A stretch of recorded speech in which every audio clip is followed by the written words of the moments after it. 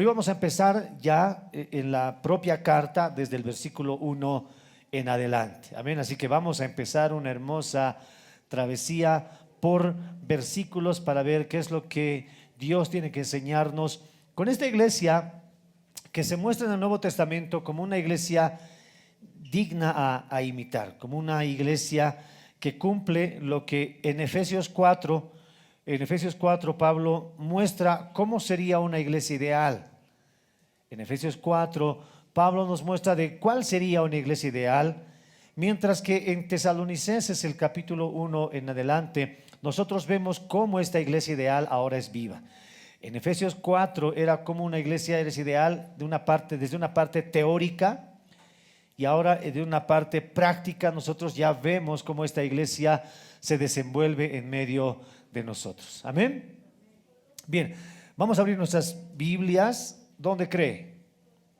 En Tesalonicenses.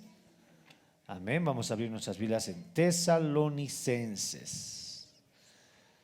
Bien, vamos a abrirla en el capítulo 1 y vamos a empezar a leer desde el versículo 1 en adelante. Pero para esto vamos a orar primero. Amén. Amén. ¿Oramos? Sí, oramos, hermanos. Señor, en este día te damos gracias con todo nuestro corazón por tu gracia, Dios amado, por tu misericordia. Señor, te damos gracias, Padre bueno, porque tú permites, Señor, que podamos estar acá. Tú permites, Señor, que pueda haber esta transmisión muchas personas. Te pedimos, amado Padre, que puedas guiarnos, Señor, que puedas instruirnos en verdad, en justicia, Señor mío.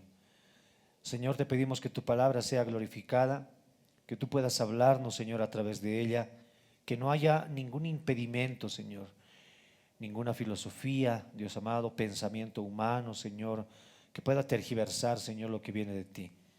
Señor mío, queremos escuchar tu palabra pura, Señor, limpia, como una leche no adulterada, Señor. Queremos pedirte en el nombre de Jesús que puedas hablarnos a través de ella y que cada uno de nosotros, Señor, niños, jóvenes, adultos, ancianos, todos podamos ser bendecidos y edificados por tu palabra, Señor. Te damos gracias en el nombre de Jesús, nuestro Salvador. Así está hecho, Señor mío.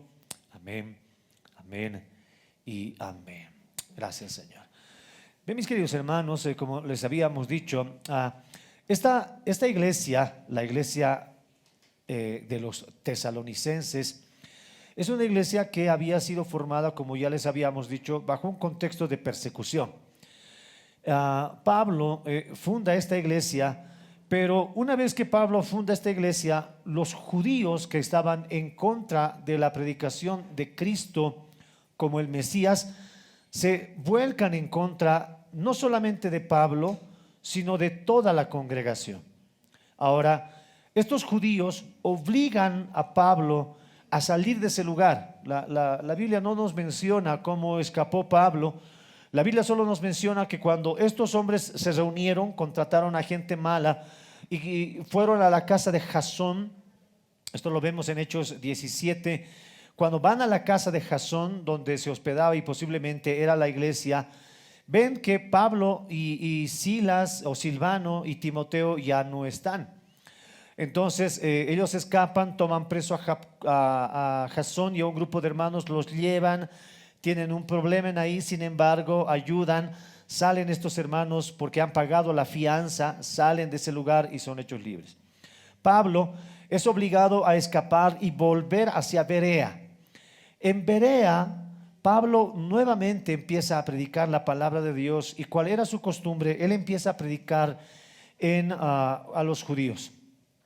En la sinagoga, Pablo empieza a predicar la palabra del Señor, y los judíos de Berea eran judíos más sensatos. Así que ellos deciden hacer caso a lo que Pablo estaba hablando, pero deciden filtrarlo por la palabra de Dios.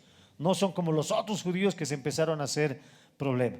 Pero los otros judíos que estaban en Tesalónica, no conformes con que Pablo había salido ya de sus fronteras, ellos deciden armar un revuelo aún más grande y deciden viajar hacia Berea para que Pablo tampoco pueda predicar en ese lugar. Pablo es obligado también a escapar de Berea e irse hacia Atenas. Después de que Pablo predica en Atenas, en el Areópago y todo lo que el día miércoles hemos hablado acerca de la predicación que Pablo tenía en ese lugar y cómo disputaba con los judíos en la sinagoga y con los filósofos en las plazas. Pablo, después de haber hecho una obra de evangelismo también en ese lugar, va hacia Corinto. Y en Corinto es donde Pablo escribe esta carta a los tesalonicenses. Ahora, el pastor Pablo deja una iglesia fundada en Tesalónica, pero cuando él se va, se queda la preocupación de Pablo por su congregación, por su iglesia. La Biblia nos dice, no nos dice cuánto tiempo exactamente se quedó en Tesalónica. Algunos calculan que no fue más de 6 meses. Pero 6 meses, hermanos, o aunque 3 semanas o 4 meses, encariñarse con una congregación y hermanos que han venido a los pies de Cristo son suficientes para encariñarse con sus hermanos. Pablo tiene en su mente a Jasón. Pablo tiene en su mente a esas mujeres nobles que habían ayudado a salir Jasón libre de la cárcel. Pablo tiene en su mente a esos hombres judíos que se habían entregado ahora a Cristo. Toda la iglesia. No sé si a usted le ha pasado en algún momento que cuando usted domingo se ha ausentado de la iglesia, de su congregación, lo que usted hace es pensar en su iglesia. ¿Le ha pasado? Y dice, ¿qué estarán haciendo a esta hora? Se fija la hora, 10:30, deben estar cantando. No, ya son las 11, deben estar alabando. Siempre, a mí me ha pasado muchas veces, yo le aseguro que a usted también, el ausentarnos de la congregación, y cuando tenemos un cariño especial por nuestra iglesia, sentimos este tipo de afecto. Pablo estaba ya lejos de Tesalónica, mientras que en la mente del pastor Pablo está cómo sus hermanos estarían viviendo. Les había dejado con problema, con persecución, había mucha dificultad en ese lugar y Pablo está preocupado por ellos, pero no solamente como una simple nostalgia o sentimentalismo de lo que estaba pasando en Tesalónica. Pablo, hermanos, piensa en su iglesia, pero él al pensar en su iglesia, lo que él hace es orar por su congregación, orar por su iglesia. Pablo, preocupado por todo lo que estuviera pasando en Tesalónica tras su ausencia, decide enviar a Timoteo. Envía a Timoteo hacia Tesalónica y le dice: Timoteo, en palabras nuestras, estoy preocupado por la congregación. No sé cómo estén ellos, no sé cómo estará Jasón, no sé cómo estarán los hermanos y cómo está él. Por favor, Timoteo, emprende viaje a ese lugar y ve, tráeme noticias de la iglesia en Tesalonicenses. No sabemos cómo. Timoteo se infiltra. Timoteo era un joven arriesgado. Por eso se dice que Silvano era un poco más mayor, era el más mayor de los tres, era Silvano. Lo mandan al más joven. No hay que mandar al que pueda correr más rápido, al que pueda escaparse, al más aventurado. Hay que mandarlo a un joven. Fue Timoteo, fue a ese lugar, miró todo lo que estaba pasando en Tesalónica y vuelve hacia Pablo en Corintios y le dice: Pablo, en la iglesia de los tesalonicenses está pasando esto. Y le empieza a contar todo lo que está pasando la iglesia en Tesalónica, y Pablo decide enviar su primera carta a Tesalónica. De todas las cartas que nosotros tenemos, muy probablemente la carta a los tesalonicenses sea su primera carta. Entonces, Pablo decide enviar esta carta, pero con esta preocupación. Lo que nosotros vamos a hacer a partir de hoy es empezar a hojear esa carta. ¿Qué es lo que el corazón de un pastor preocupado por su congregación empieza a decirles? ¿Cuál es el pensamiento que tenía este pastor por su iglesia en cada versículo y en cada palabra? Hoy vamos a descubrir el corazón de un pastor preocupado por su iglesia, pero también un corazón de una iglesia preocupada por su pastor. Pero no solamente como una preocupación desde el punto de vista sentimental, sino de una preocupación que se traduce en oración. El día de hoy vamos a ver cómo la oración es una muestra de amor. Hemos titulado a esta predicación y a estos primeros versículos, la oración, una muestra del amor. ¿Cuántos aman a su congregación? Digan amén. Bien, ahora usted pregúnteme si es que lo ama usted. Amén. Amén, los amamos. Pero hoy día vamos a ver cómo ese amor no solamente tiene que manifestarse con palabras, sino en acción. Vamos a irnos ahora al primer versículo de esta carta y dice así: Primera de Tesalonicenses, capítulo 1, versículo 1 en adelante. Leemos. Dice: Pablo, Silvano y Timoteo. ¿A quién? A la iglesia de los tesalonicenses, en Dios Padre y en el Señor Jesucristo. Gracia y paz sean a vosotros de Dios nuestro Padre y del Señor Jesucristo. Damos siempre gracias a Dios por todos vosotros, haciendo memoria de vosotros en nuestras oraciones. Amén. Hoy vamos a enfocarnos en estos dos primeros versículos, porque vamos a ver cuál es la importancia de estos dos versículos.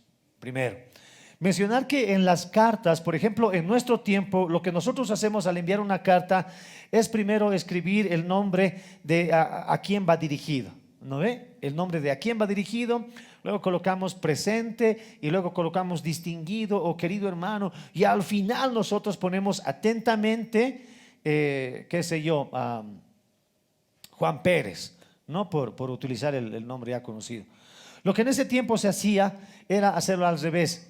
Primero se escribía el nombre del remitente para luego escribir el nombre de a quién va dirigida esta carta. Por eso en las cartas nosotros leemos que primero se identifica siempre quién está enviando la carta. Pablo ahora se identifica como el escritor de esta carta. Pero no solamente se identifica a Pablo, sino que también Pablo dice Pablo, Silvano y Timoteo. Estos tres hombres que habían estado presentes en la fundación de la congregación en Tesalónica están juntos ahora en Corinto, y Pablo decide enviar una carta, y como conocen a Silvano y como conocen a Timoteo, él decide colocar también sus nombres en ese lugar porque eran parte de esa congregación. Silvano, al que nosotros tenemos en este lugar, es Silas, es el Silas que nosotros conocemos en el libro de los Hechos. Ahora bien, Pablo, escuche bien, es el nombre en castellano para nosotros. Pablo, su nombre original sería Paulus, Paulus, y su nombre en hebreo sería Saúl, ¿no? O Saulo, como nosotros conocemos. Saulo, Saúl es el nombre hebreo de Pablo. Mientras que de Silvano, el nombre Silvano es un nombre castellano para nosotros, Silvano, pero su nombre romano era Silvanus, como Pablo, Paulus, y su nombre hebreo era Silas. Entonces es por eso que nosotros lo vemos como Silas en Hechos, porque está en un contexto hebreo, mientras que ahora salió de ese lugar. Entonces Pablo decide utilizar el otro nombre que tenía Silas, y era Silvano, ¿no? Entonces no hay mucho problema, él utiliza ese nombre. Pablo también es llamado muchas veces por su nombre romano, que es Paulus. Entonces estos hombres son así, de estos hombres sabemos esto. ¿Y qué sabemos de Timoteo? Timoteo era este joven intrépido y este joven discípulo de Cristo. Este joven Timoteo había sido un hombre rescatado por Pablo, adoptado por Pablo como hijo espiritual, para que él pueda acompañarle en sus viajes. Timoteo tenía como madre a su señora madre, que se llamaba Eunice. Eunice. ¿Cómo se llamaba la mamá de Timoteo? Eunice. Y su abuela se llamaba Loida. ¿Cómo se llamaba la abuela de Timoteo? Loida. Entonces su mamá Eunice y su abuela Loida. Ahora, el papá de Timoteo sí era un hombre griego, un hombre griego. Entonces él adopta la fe en el Señor, la fe en Dios, por la tradición de su mamá y de su papá, perdón, de su abuela. Por esto es importante, hermanos, que cuando nosotros, bueno, a nuestros hijos, si bien ellos nacen en un hogar ya cristiano, no solamente con eso ya son cristianos, ¿no? Ellos, bueno, han nacido y son cristianos, por ende, no. Sino que nosotros como papás tenemos la responsabilidad de inculcarles en ese camino. Mira la responsabilidad que tuvieron y cómo influenciaron estas mujeres tanto en la vida de su hijo y de su nieto Timoteo. Este hombre, este Timoteo, podía aprender de su papá griego, podría aprender todo de él, podría aprender el politeísmo que tenía su papá, podía aprender todo lo que él era, toda la cultura que él tenía, todos los dioses que él tenía como hombre griego. Él podía enseñar a ser fuerte como Hércules o qué sé yo, a pensar, y como hemos visto en los dioses que tienen los griegos, la mitología griega. Pero no, más fuerte es lo que ha podido hacer su mamá y su abuela en el corazón de Timoteo. Por eso es que nosotros, hermanos, como papás, tenemos esta responsabilidad de ir marcando en el corazón de nuestros hijos, no solamente con palabras, sino con hechos, nuestra fe. La Biblia para nuestros hijos no es precisamente un libro. Nosotros podemos comprar ahora a nuestros hijos una Biblia con dibujitos y su hijo lo va a tomar y lo va, mi Biblia, ya tengo mi Biblia. Pero la Biblia que leen nuestros hijos no es precisamente la que nosotros le entregamos. La Biblia que leen nuestros hijos somos nosotros, como papás. Porque nosotros modelamos o negamos lo que nosotros tenemos aquí en la palabra del Señor. La Biblia que nuestros hijos leen somos nosotros. Timoteo estaba siendo influenciado por una madre devota judía y por una abuela también devota judía que oraba con él, que le ayudaba con él. Y Timoteo estaba siendo persuadido, miraba con el ejemplo, miraba cómo su abuela y su mamá oraban por ellas, miraban la actitud de estas dos mujeres, y Timoteo se enamoró del Dios de su madre y de su abuela. Se enamoró de ese Dios.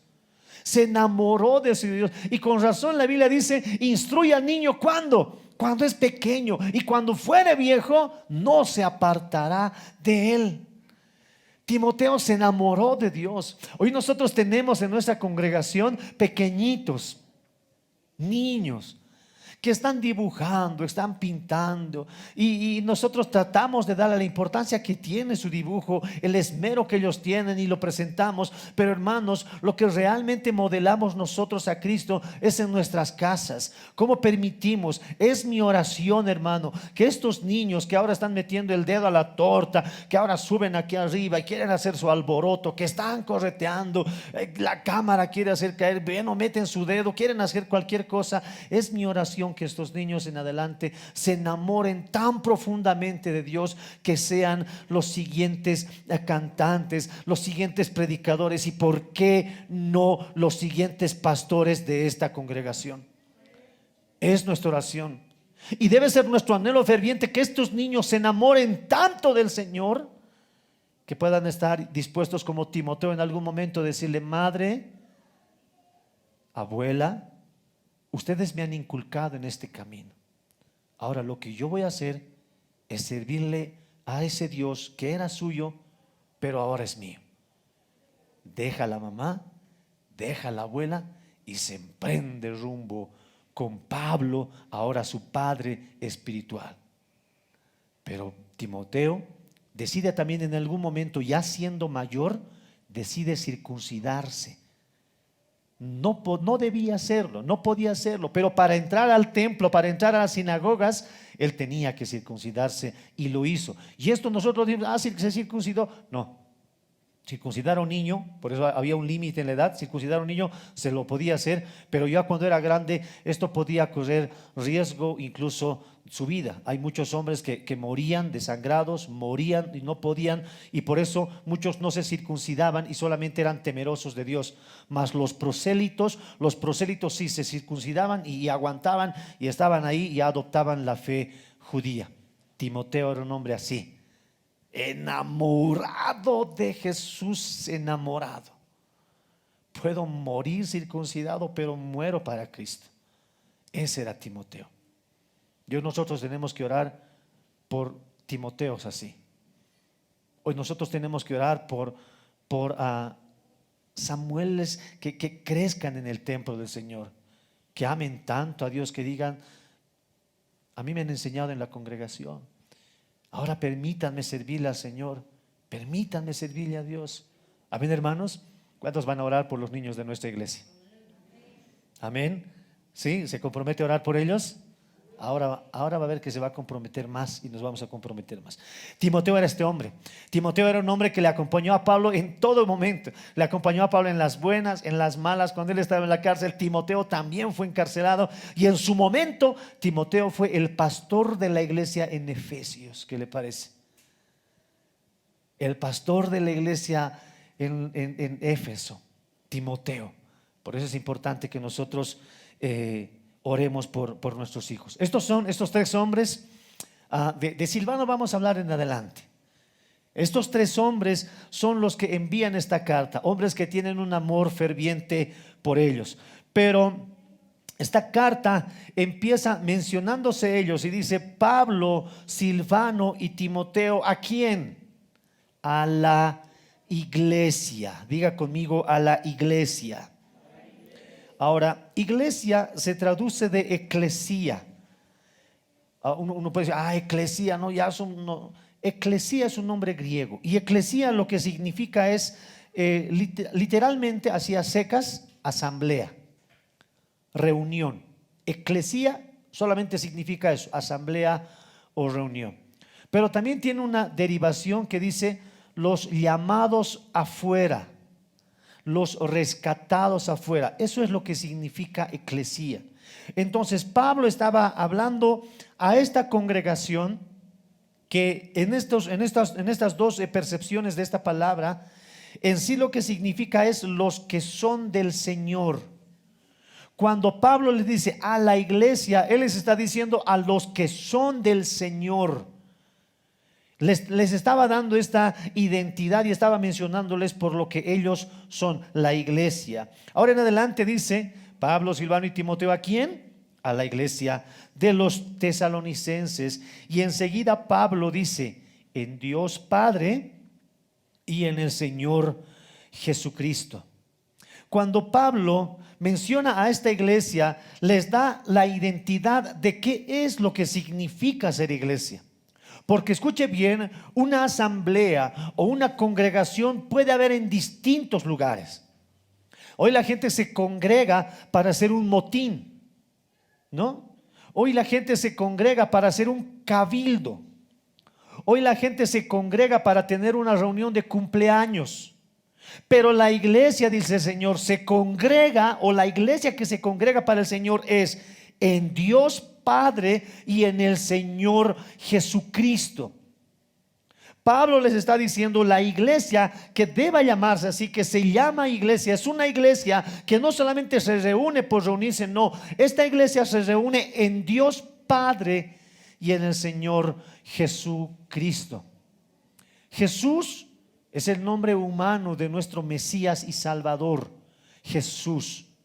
Cristo es la misión que Él vino a cumplir por nosotros, la función de redentor, la función de redimirnos de nuestros pecados. Entonces Pablo les dice: Jesús y Cristo, Dios hecho hombre y el que murió por nosotros, Jesucristo. Eso es lo que es para nosotros, el Dios que se hizo hombre y el Dios que murió por mi pecado es Jesucristo. Jesucristo es la obra completa de Dios en salvación. Jesús es el ministerio. Hay mucha gente, escuche bien, que solamente cree en Jesús, solo Jesús, y no pueden decir Jesucristo porque no creen en su sacrificio ni en su resurrección. Hay muchas personas que solamente creen en Cristo como un hombre que sí vino, murió, sí, Cristo. Pero hermano, cuando nosotros decimos Jesús y Cristo, estamos diciendo que Dios envió a su Hijo unigénito como hombre a morir y resucitar por nuestros pecados, Jesucristo. ¿Cuántos dicen amén? Diga conmigo: Jesucristo. Jesucristo. Jesucristo es nuestro Dios y Salvador.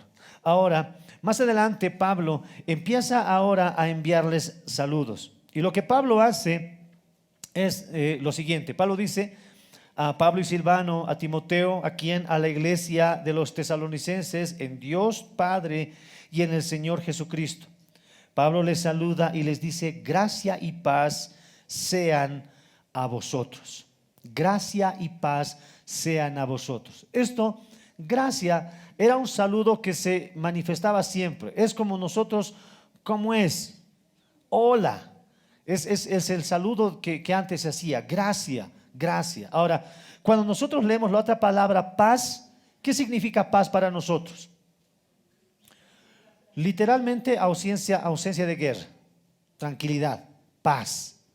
Pero lo que paz significa para los hebreos es shalom. Diga conmigo shalom. Diga más fuerte, shalom. Ahora, shalom quiere decir paz, pero shalom tiene un conjunto de palabras más grandes, más amplia. Shalom quiere decir prosperidad para ti. O sea, yo deseo prosperidad para ti, pero no solamente en una área. Yo deseo prosperidad para ti en el sentido emocional. Yo deseo prosperidad para ti en el sentido espiritual. Yo deseo prosperidad para ti en tu salud. Yo quiero que tú tengas paz también en un sentido material. Prosperidad material. Entonces, cuando alguien le decía a alguien shalom, era la oración o el saludo más especial que podías decir. Le estabas diciendo shalom, y al decirle tú shalom, le estabas diciendo: deseo que seas próspero espiritualmente, deseo que seas próspero emocionalmente, deseo que seas próspero materialmente, que tengas buena salud, todo eso en paz. Shalom. Pablo les estaba deseando a esta iglesia la mayor bendición que uno puede desear. Hermano, cuando tú le saludas a alguien y realmente quieres todo esto, ¿cómo lo dices? Tendrías que emplear muchas palabras, ¿no? Tendrías que emplear: hermano, y deseo que Dios te bendiga. Y otro abrazo: y deseo que también Dios te prospere. Y deseo también que estés bien. No, los judíos decían shalom, paz. Pero esa paz, hermano, tiene que notarse y tiene que ser realmente de corazón, sinceridad, una sinceridad única. Desear esto. Esto es lo que Pablo les deseaba a la iglesia en Tesalonicenses: paz. Gracia y paz sean a vosotros, dice la Biblia. Continuemos leyendo. Dice: gracia y paz a vosotros, de Dios nuestro Padre. Y nuevamente Pablo les dice: ¿y de quién? Y del Señor Jesucristo. Ahora, el saludo que él le estaba haciendo, hermanos, era un saludo normal como de cada uno de nosotros y un deseo normal y natural.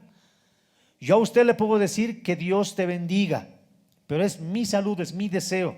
Pero Pablo le dice: gracia y paz de Dios y del Señor Jesucristo.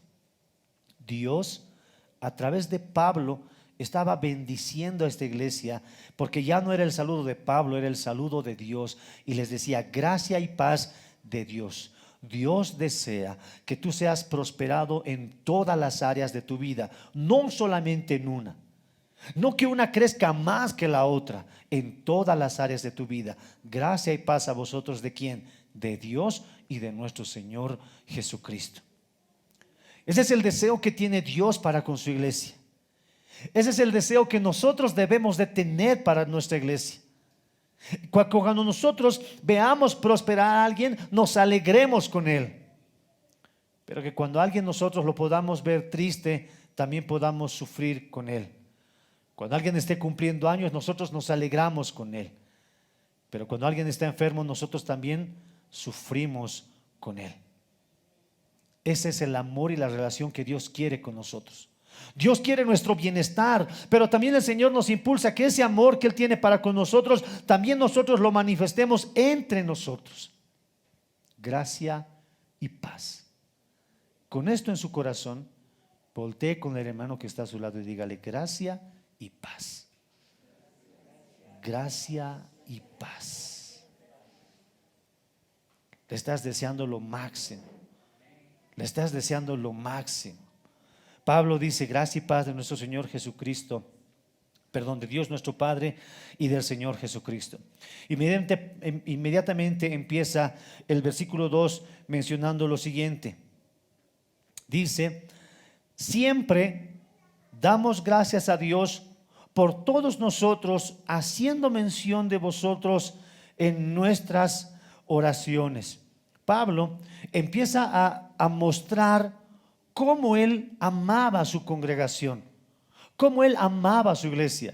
Ahora les habíamos dicho que Pablo era un hombre preocupado por esa congregación. Ya no estaba en ese lugar, él estaba en otro lugar, pero ellos estaban en su mente. Y la mejor manera de Pablo expresar su amor era orando por esa iglesia, era orando por su congregación, teniendo en la mente a cada uno de los miembros de esa iglesia, desde el más pequeño hasta el más anciano, estaban en la mente de Pablo. Pero Pablo no podía hacer nada más que orar. Y lo mejor que nosotros podemos hacer a la hora de la hora es orar por aquellas personas a quienes amamos, incluso a los que no amamos.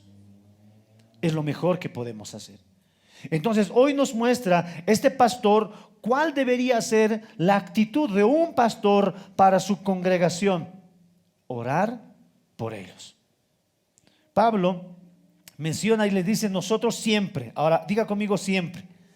Siempre. Cuando Pablo menciona esta primera palabra, no dice: bueno, oramos por ustedes los domingos, oramos por ustedes los sábados. No, Pablo decía siempre. Y más adelante Pablo lo va a afirmar en 1 Tesalonicenses capítulo 5 versículo 17. Pablo va a afirmar esto, y Pablo les dice a ellos: orad sin cesar, orad sin parar. Ahora, esto no quiere decir que nosotros debamos estar todo el tiempo orando, no, sino que Pablo les estaba haciendo referencia al sacrificio continuo que se daba en el Antiguo Testamento. En el Antiguo Testamento, los hebreos, los judíos, oraban sin cesar. Pero esa oración sin cesar era una serie de sacrificios, uno en la mañana y uno en la tarde. Y eso continuamente lo hacían: uno en la mañana, uno en la tarde, uno en la mañana, uno en la tarde. Entonces el que uno pueda cumplir estos dos, estaba orando siempre. Pablo le estaba diciendo a sus hermanos: yo oro por ustedes todas las mañanas, yo oro por ustedes todas las noches. Ustedes siempre están presentes en mi oración. Nunca, en ningún momento, ustedes han salido de mi mente y no han salido de mi oración. Siempre están presentes en nosotros. La Biblia dice en Hechos capítulo 6 versículo 7, Hechos capítulo 6 versículo 7: y crecía la palabra del Señor, y el número de los discípulos se multiplicaban grandemente en Jerusalén, y también muchos habían de los sacerdotes que obedecían a la fe. Ahora, ¿a qué se refiere este versículo? En algún momento la iglesia primitiva empezó a crecer de una manera grande, amplia. Cuando empezó a crecer esta iglesia, empieza a haber algunos conflictos normales entre personas. Las griegas se quejan de las judías empiezan a pelear, y bueno, esa queja sube hacia los apóstoles. Y lo que los apóstoles les dicen: nosotros no podemos estar preocupados por atender mesas y descuidar la oración y la palabra. No podemos hacerlo, les dice los apóstoles. Y los apóstoles les dicen: escojan entre ustedes a varones llenos de sabiduría y del Espíritu Santo para que ellos hagan este trabajo. La iglesia escoge a estos varones, entre ellos Esteban, Prócoro, Nicanor, en algún momento que lo hemos compartido. Escogen a ellos, ¿para qué? Para que los apóstoles se dediquen de lleno al ministerio de la palabra y al ministerio de la oración. Entonces, escuchen: cuando uno tiene la responsabilidad de poder predicar la palabra, no solamente el pastor, sino usted cuando evangeliza a alguien, usted cuando le habla la palabra de Dios a sus hijos, no se acaba solamente en el acto de: bueno, yo he predicado y listo, ahora sí me olvido. No, sino que el ministerio de la palabra siempre va casado con el ministerio de la oración. No se puede separar. No se puede separar. Pablo les dice, los apóstoles les dicen, busquen a ustedes para que hagan estas labores hombres. Los hombres vienen, empiezan a recoger, a limpiar. Ellos son los que limpian las sillas, ellos son los que abren la congregación, ellos son los que hacen todo para que los apóstoles no pierdan el enfoque del ministerio de la palabra y el ministerio de la oración. Y como resultado de esto, dice la Biblia, que crecía en gran número la palabra del Señor y los discípulos se multiplicaban grandemente. ¿Por qué? Porque había pastores, había apóstoles que estaban dedicados en la oración y dedicados en la palabra. Y los primeros diáconos estaban encargados del servicio y hacían el trabajo sucio, se peleaban, ellos estaban reconciliando, se arruinaba algo, estaban ellos haciéndolo, y los pastores estaban dedicados al ministerio de la oración y de la palabra, porque así de importante es el cuidado que un pastor, que un predicador debe de tener a la hora de expresar la palabra del Señor. En el nuevo pacto, el ministro del evangelio tiene que cumplir este llamado, el de predicar la palabra del Señor. Ahora, cuando un predicador empieza a hablar de la palabra de Dios, él se está mostrando como un vocero de Dios hacia la iglesia. Eso es lo que es un profeta en un significado. Un profeta es hablar en lugar de alguien. En este caso, hablar en lugar de Dios. Cuando uno está predicando, uno está profetizando porque está hablando en lugar de Dios. Entonces, el ministerio de la palabra, hermanos, es hablar como vocero de Dios hacia la iglesia mediante la palabra del Señor. Pero no solamente es el trabajo de hablar en lugar de Dios a la iglesia, sino que el segundo trabajo del predicador es hablar del pueblo ante Dios en oración. ¿Me está entendiendo? Bueno, parece rompecabezas, ahora lo armamos. Dios utiliza a este hombre para hablar a la iglesia, pero este hombre también habla a Dios de la iglesia. El predicador les da lo que el Señor quiere hablarles a ellos, pero él se pone también como alguien que ora por la iglesia. Ese es el ministerio de la predicación. El ministerio de la predicación no termina cuando uno se para en este púlpito y expone la palabra del Señor. No, este ministerio termina cuando termina y la obra en ustedes, en nosotros. Terminando esta predicación, uno va, busca a Dios en oración, pidiendo que pueda ser regada esta semilla. Lo que ahora nosotros estamos haciendo es poner semillas en sus corazones. La semilla de la palabra está siendo puesta en sus corazones, hermanos. Yo esta tarde, esta noche voy a buscar un lugar en mi oración para orar, para que esta semilla sea regada en sus corazones y no venga el afán y la ansiedad, tome esta semilla y se lo lleve. ¿Me está escuchando? Y eso es lo que nosotros debemos de hacer y de imitar de Pablo. Colosenses capítulo 4 versículo 12 al versículo 13 dice así: os saluda Epafras, el cual es uno de vosotros, siervo de Cristo, siempre rogando encarecidamente por vosotros en sus oraciones, para que estéis firmes y perfectos y completos en todo lo que Dios quiere, porque de él doy testimonio de que tiene gran solicitud por vosotros y por los que están en la Odisea y los que están en Hierápolis. Pablo da testimonio de este pastor llamado Epafras. Diga conmigo, Epafras. Pablo da testimonio de él. Entonces, ¿cuál es la figura? Pablo está con Epafras, el pastor Epafras, y lo que hace Pablo es mirarlo a Epafras todo el tiempo orando. ¿Y por quién oraba? Por su iglesia, por los que no estaban con él. Y Pablo da testimonio y le dice: yo doy testimonio de este varón, de que él ora con gran solicitud por todos ustedes. Ese es el ministerio del pastor. El ministerio del pastor no se termina solamente en exponer la palabra los domingos. La iglesia no se resume a una predicación de domingo. La iglesia se resume a una vida constante, a un pastoreo muchas veces personal, a presentarlo delante de Dios en oración. Eso es lo que significa iglesia. Este varón Epafras estaba todo el tiempo orando por su iglesia, como un pastor preocupado por ellos, orando por ellos, por cada uno de ellos. Hermanos, la verdad les digo, es que yo quisiera que esta iglesia sea más numerosa, le digo la verdad. Pero mi preocupación es que en algún momento ya no pueda conocer a alguien y no ore con el mismo fervor que oro por ustedes. Porque el pastor debe de estar orando por cada uno de ustedes. Amén. Pero también es nuestra responsabilidad, como vamos a ver en adelante. Pablo les dice que esta oración que él estaba haciendo por esa iglesia era una oración también recíproca. Más adelante en el versículo 6, ahí en capítulo 1, versículo 6, Pablo les dice: y vosotros vinisteis a ser también imitadores de nosotros y del Señor. Pablo le estaba diciendo a esta iglesia: y vosotros vinisteis a ser imitadores de nosotros y del Señor Jesucristo. Hermanos, Pablo le estaba diciendo: nosotros estamos orando por ustedes, pero yo sé también que ustedes están orando por mí. Yo sé que también ustedes están orando por nosotros, y esa oración recíproca es la que cierra un círculo de bendición.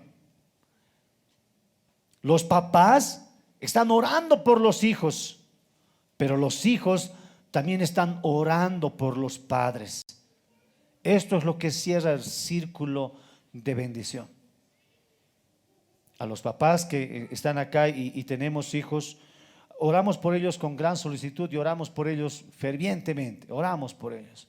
Pero jóvenes, este círculo tiene que cerrarse cuando los jóvenes también oran por sus papás, también con ese mismo fervor. Para los papás es fácil asimilar: bueno, tenemos que orar por nuestros hijos, tenemos que protegerlos con las, bueno, lo asimilamos fácil. Pero para los hijos es más difícil de asimilar, porque siempre vemos a nuestros papás como los proveedores, como que ellos nos protegen, ellos nos dan, ellos nos hacen, y difícilmente nosotros nos vemos como que algo nosotros podemos hacer por ellos. Pero sí, jóvenes, podemos hacer algo por nuestros padres. Lo mejor que podemos hacer es orar por ellos. Orar por ellos. Porque mientras tú estás gozando de un estudio, porque mientras tú estás gozando de una ropa, aunque no sea de marca, alguien ha sufrido para que tú tengas esa ropa. Alguien en algún momento se ha quitado de comida de su boca, literalmente, para dártela a ti. Alguien se ha sacrificado por ti. Y este círculo tiene que cerrarse cuando el hijo bendice a su padre. Cuando el hijo se para delante de Dios y le dice: Señor, yo te doy gracias por mi padre, porque me da mi estudio, porque provee para mi ropa, porque provee para mis alimentos. Señor, yo te doy gracias por él y te pido, Señor, que lo bendigas. Tu papá es bendecido por la oración que tú haces por él. ¿Y qué hace él? Él te bendice más a ti. Tú oras por tu padre, lo bendices a él, y este es un círculo de bendición que tiene que cerrarse. Jóvenes, niños, aprendamos a orar por nuestros padres. Amén. Yo he visto a muchos jóvenes que están orando por las misiones. Oran por las misiones en Angola, oran por las misiones en la ventana 1040, oran por todo el mundo, pero se olvidan de orar por la persona que está más cerca a usted, que es su papá, su mamá. Oremos por ellos. Amén. Amén. Si tienes la gracia de tener o a tu papá o a tu mamá, dale gracias a Dios por ella. Dale gracias a Dios por él. Si los tienes a los dos, dale gracias a Dios por ellos. Son tu padre, son tus padres. Bendícelos en oración. Bendícelos en oración. Hermano, oro a Dios para que la conciencia en tu mente, joven, niño, sea despertada y puedas darte cuenta de lo increíble que es cuando nosotros bendecimos a nuestros papás en oración. Yo quiero que, joven, te comprometas este día a orar por ellos, pero orar por ellos fervientemente. Y cuando nosotros vemos que la oración se manifiesta de tantas maneras, hermanos, nos falta tiempo para orar. Por eso Pablo les decía, oren por ustedes sin parar, oren sin cesar, bendigan. Yo le doy gracias a ustedes, les decía Pablo a esa iglesia, porque yo sé que también ustedes están orando por mí. Yo lo sé y les doy gracias porque ustedes oran por mí. Hermano, la iglesia o el pastor necesita el apoyo de su congregación. Es verdad, muchas veces en la mano, en la obra que hay que hacer, que hay que caminar, que hay que cargar, sí. Pero el mayor apoyo que nosotros podemos dar a nuestra iglesia, a nuestro pastor, es orar por la santidad de nuestro pastor. Orar para que Dios revele palabra, para que Dios le dé palabra oportuna al pastor, para que él pueda ser utilizado de una manera eficaz. Porque el pastor, al igual que toda persona, tiene problemas, tiene dificultades, enferma como todos. Es una persona en ese sentido normal, común y corriente. Por eso es que necesita de la oración de su iglesia. Hermanos, nos necesitamos.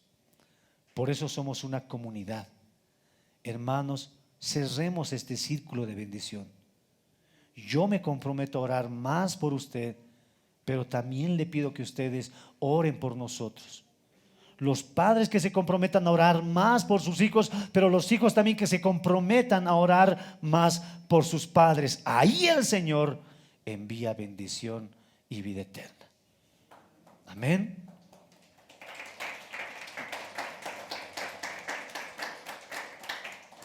Pablo les da algo que nos tiene que llamar la atención a todos.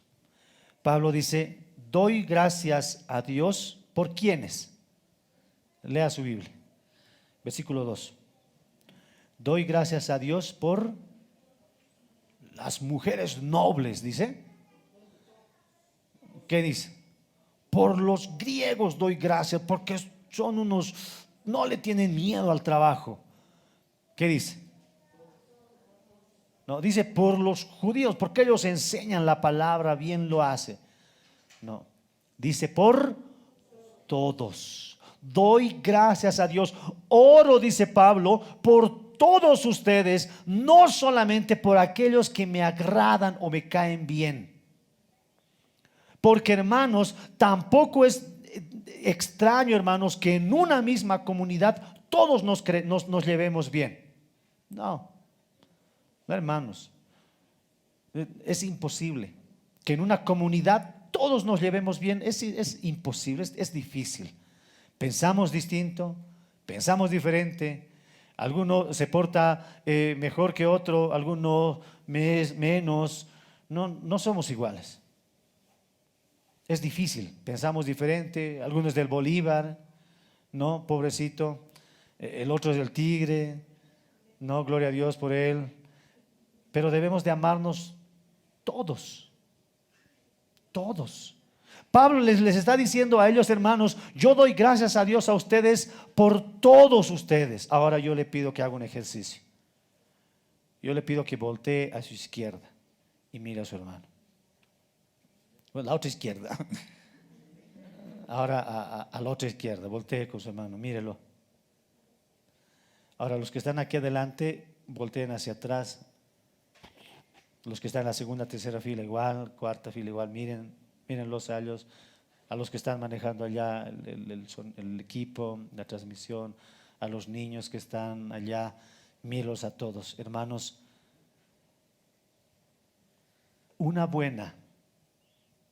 un buen hábito de oración es orar usted por uno, pero por toda la congregación.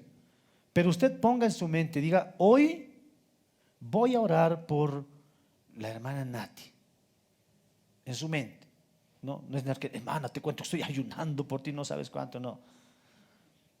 En su mente. Hoy voy a orar por él. Y todo el día en su oración, que esté esta hermana presente. Cuidado mañana, todos por la hermana Nati. No. Diga, Señor, hoy voy a orar por Lucas. Hoy voy a orar por Lucas. En la mañana se levanta, Señor, a Lucas. Cuando esté almorzando, Señor, por Lucas. Cuando esté en la nochecita, Señor, dale a Lucas, y Lucas, y Lucas, y Lucas. Al día siguiente oré por otro hermano. Hoy voy a orar por la hermana Sofía. Voy a orar por ella, Señor. Te pido por ella, por su familia. A mediodía, Señor, te pido por su salud. En la noche, Señor, te pido por sus hijos. Ore por la hermana Sofía. Hermanos, ¿sabe qué va a generar esto? Amor por una iglesia, amándonos unos a otros. Orar por nosotros. Pablo les estaba diciendo a cada uno de ellos: oren. Y yo le doy gracias a Dios por todos ustedes. Por el que me cae bien, sí, oro por él, pero debo de orar con más fervor por aquel que no me cae bien. Y va a llegar el día en que tengas que orar por el hermano que llega tarde, me hace renegar. Tengo que orar por él.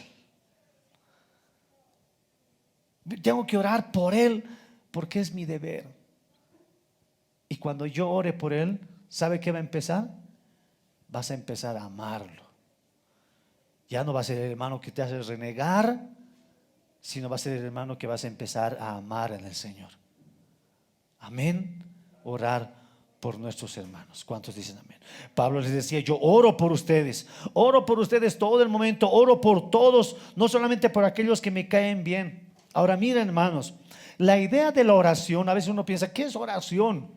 La idea de la oración, hermanos, no solamente es un acto de pedirle a Dios. La idea de la oración más bien procede de un acto, de una actitud de agradecimiento. No es solamente tanto en conseguir algo de parte de Dios, sino es darle gracias a Dios por lo que ya nos has dado. No dice, no, Pablo no dice: oro por ustedes pidiéndole a Dios. No, oro por ustedes dando ¿qué? Gracias. O sea que cuando nosotros oramos, hermanos, no solamente es presentarle a Dios nuestro pliego petitorio. No nos paramos delante: Señor, te pido por mí, te pido tal, te pido por tal, te pido por tal, te pido. No, eso es un pliego petitorio. La oración es mucho más que eso. La oración también es un acto de gratitud a Dios. Es más, si nosotros somos más agradecidos con Dios, menos van a ser nuestras peticiones. Amén. Yo sé que oras por tus hijos, pero da gracias a Dios por tus hijos. Yo sé que oras por tus padres, pero da gracias por tus padres. La oración no solamente es un pliego petitorio. La oración, hermanos, básicamente tiene tres aspectos que no debemos pasar por alto: la humillación, la súplica y la adoración. Diga conmigo: la humillación, la súplica y la adoración. Si estos tres aspectos, hermanos, están en tu oración nunca va a ser repetitiva. Porque a veces uno está orando y empieza a pensar en lo que va a comer luego, en lo que va a hacer, en la tarea que tiene, y ahora cómo va a ser. Y se vuelve una oración vacía. Pero si tu corazón está presentes tus hermanos, tus papás, está presente en tu oración darle gracias a Dios por lo que ya tienes, hermano, tu oración nunca va a ser cansadora. Si en tu oración está humillación, si tú te humillas delante de Dios y nos presentamos como los pecadores que somos, nos presentamos delante de Dios. Si en tu oración, hermano, hay súplica, hay ruego. ¿Sabe qué es súplica, no? ¿Sabe qué es ruego? Ya, pues, porfis, papi, porfis. Eso es rogar. Señor, por favor, Señor, ruego, clamar delante de Dios, pero que en esto también haya adoración. Señor, eres lo más alto, Señor, eres lo más grande. Esto cultiva nuestra fe, aumenta nuestra fe y nos muestra qué Dios tenemos, cuán grande es nuestro Dios. Hermanos, la oración es algo que no tiene que dejar de pasar por alto y tiene que ser constante. Diga conmigo: constante. Constantemente. Hermanos, Jesús sigue orando por nosotros. Amén. A ver, diga: Jesús está orando por mí. Jesús está orando por mí. Pero pastor, Jesús ya no está entre nosotros. Es más, Él ya está en el lugar santísimo, haciendo la figuración del templo, y sigue orando por nosotros. Hebreos, lea conmigo Hebreos capítulo 7, versículo 22 al versículo 25. Hebreos capítulo 7, versículo 22 al versículo 25. Lo tenemos en las pantallas, dice así. Por tanto, Jesús es hecho fiador de un mejor pacto, y los otros sacerdotes llegaron a ser muchos, y debido a que por la muerte no podían continuar, mas este, por cuanto permanece para siempre, tiene un sacerdocio inmutable, por lo cual puede también salvar perpetuamente a los que se acercan a Dios, viviendo siempre para interceder por ellos. Los profetas, los sacerdotes que habían antes, dice que terminaba su ministerio cuando morían. Pero este sacerdote, nuestro gran sumo sacerdote Jesús, no terminó su operación de interceder por nosotros en la cruz del Calvario. No, él dice en la Biblia que aún Jesús sigue intercediendo por nosotros delante de Dios. Y si Jesús está orando por nosotros, cerremos el círculo. Nosotros también oremos sin cesar.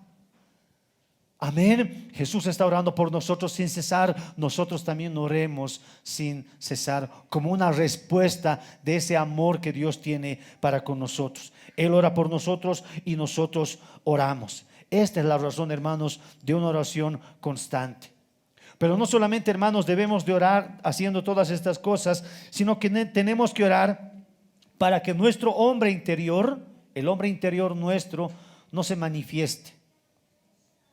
Porque, hermano, si una persona no está orando o no está teniendo comunión con Dios, el hombre interior, el pecador, ese está siendo alimentado.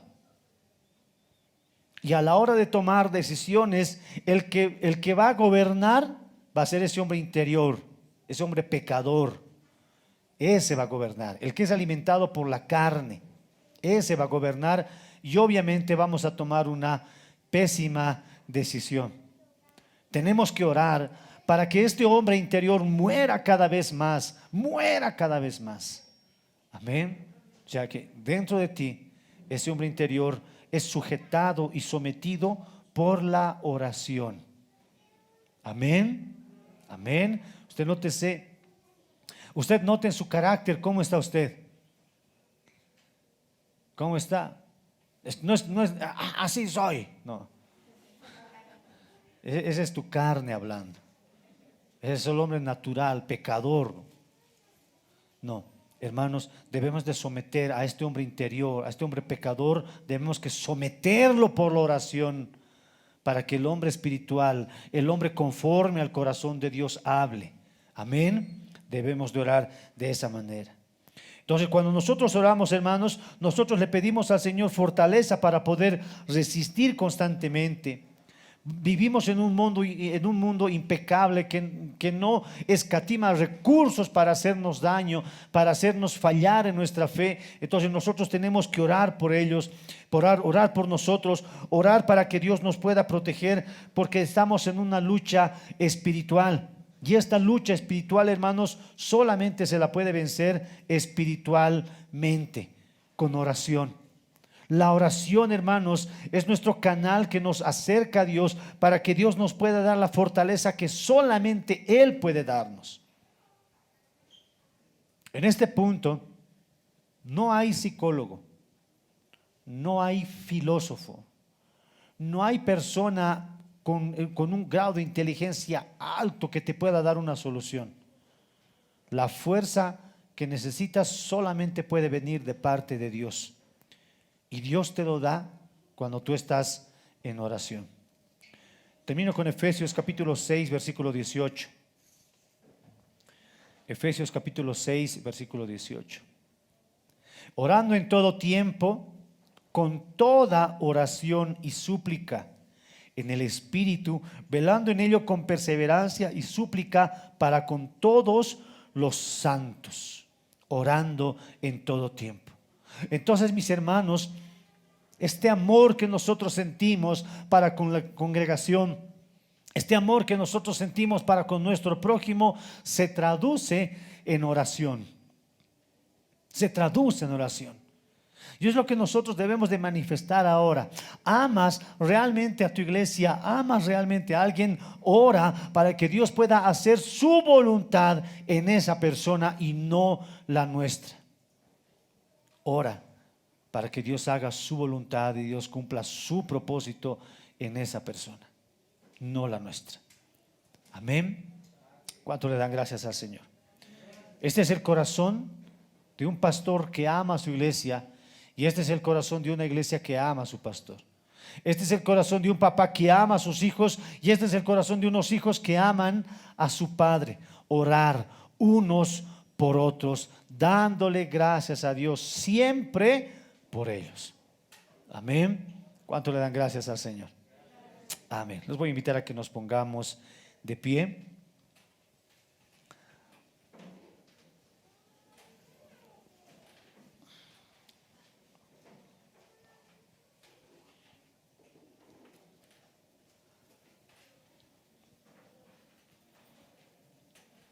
Vamos a tomarnos un tiempo para poder orar a Dios.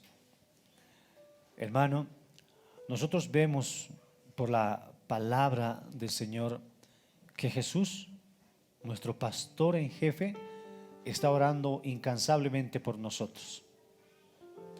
Porque si Dios obrara como lo hacía en el Antiguo Testamento, que se llama una justicia retributiva, que te caía la justicia de Dios y te portabas bien, te iba bien, te portabas mal, te caía el hachazo en el Antiguo Testamento.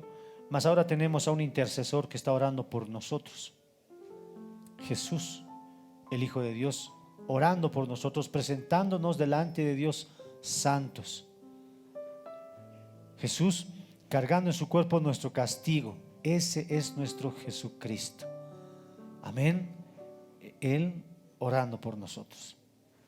Yo quiero pedirle que nosotros nos comprometamos a tener un amor más ferviente por nuestra congregación, por la iglesia local en general, por los pastores de nuestra nación, por los pastores de nuestra ciudad, por las hermanas iglesias que nosotros tenemos, que nazca un amor más ferviente por cada uno de ellos, pero que este amor se traduzca en oración. Amén. Los invito a que podamos orar, hermanos. Señor, te damos gracias con todo nuestro corazón, porque Dios amado, tú nos muestras y nos instruyes, Señor, por tu palabra. Señor amado, te damos gracias porque nos has dado tantas cosas, Señor, de las que debemos sentirnos alegres y bendecidos, Señor. Te damos gracias, Señor, porque tú has provisto, Señor, una iglesia en la que nosotros podemos aprender de ti, Señor, aprender de tu palabra. Señor, yo te doy gracias. Gracias. Señor mío, quiero pedirte en este momento que puedas ayudarme, Señor, a poder orar de mejor manera. Reconocemos, Señor, en nuestro corazón que hemos descuidado, Señor, la oración, y de que quizás no oramos, Señor, como se debe, teniendo, Señor, tantos motivos por orar. Hemos descuidado, Señor amado, esto para nosotros. Te pedimos, Señor, despiertes un amor genuino en nosotros por tu obra, por la iglesia, por nuestro prójimo, por nuestros hijos, por nuestros padres, Señor, por nuestros hermanos. Señor, te damos gracias por todos ellos y te pedimos, Señor, despiertes en nosotros un amor genuino para orar por ellos, Señor, constantemente, perseverantemente, Señor. En el nombre de Jesús te lo pedimos, Padre. Te pedimos, Señor, que aumentes nuestro amor por tu iglesia, por tu obra, y que nos ayude, Señor, a practicar de mejor manera la oración, Señor, en el nombre de Jesús. Dios amado, levantamos nuestras manos para darte gracias, Señor, por todo lo que tú nos has dado, Señor. Te damos gracias, amado Dios, en el nombre de Jesús. Quiero pedirle en este momento que usted ore y bendigan a sus padres. Jóvenes, quiero pedirte que ores y que este sea un inicio para que tú puedas orar todos los días por tus papás. Papás, les pido que oren por sus hijos, Hermanos, les pido que oren por mí, como nosotros queremos orar más por ustedes. Bendigamos un momento a nuestros padres, por hermanos jóvenes, bendigamos a nuestro prójimo. Señor, te damos gracias. Señor, eres misericordioso y te damos gracias, Señor, por todo eso. Gracias, Señor, por todo lo que nos has dado. Estamos agradecidos contigo, Señor, por tanto que tú nos das. Señor, gracias. Gracias, gracias, Señor, gracias. Gracias, Señor, por tanto amor. Gracias, Señor, por tanta misericordia. Gracias, Señor, gracias. Te damos gracias, Señor, lo hacemos con todo nuestro corazón, Padre bueno, porque tú nos amas, Señor. Gracias, gracias, gracias. ¿Cómo no darte gracias, Señor? Si tenemos en abundancia, ¿cómo no darte gracias por nuestros padres, Señor?